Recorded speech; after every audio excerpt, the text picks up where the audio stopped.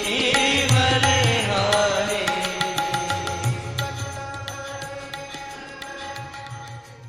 दो समय कथा होती थी,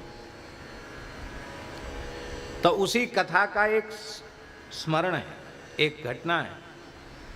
एक संत कोई भजन करते थे खूब, और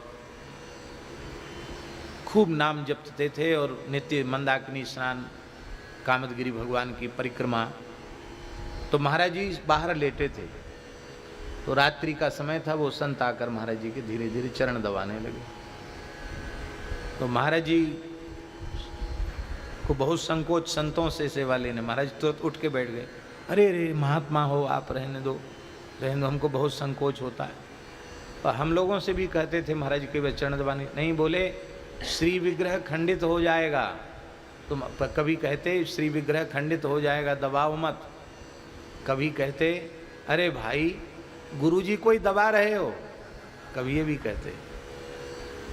और कभी कहते कि तुम्हारे अब पास अपना हाथ पांव नहीं है, ज़्यादा भाव है तो वैष्णव तो हो ही हो, दबा लो अपना हाथ पांव, हमको दबाने का अभ्यास नहीं है, ऐसा बोलते। बड़े प्रेम से वो दबा रहे थे। तो महाराज जी ने पूछा, कहो महात्मन क्या आ गया है? उन्होंने कहा महाराज जी बहुत दुखी रहता हूँ, इतने दिन से चित्रकूट धाम में पड़ा हूँ और राम राम कर रहा हूँ, कोई लाभ नहीं है, कोई अनुभूति नहीं है। क्या है पता नहीं, क्या है हमारा दुर्भाग्य। बहुत विकल थे। तो हम भी उपस्थित थे। तो दास ने मन में विचार किया कि महाराज जी क्या कुछ समाधान बताएंगे।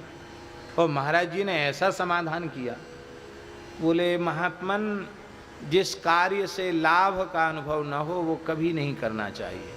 राम राम करने से कोई अनुभव नहीं हो रहा, कोई फायदा है नहीं, छोड़ दो,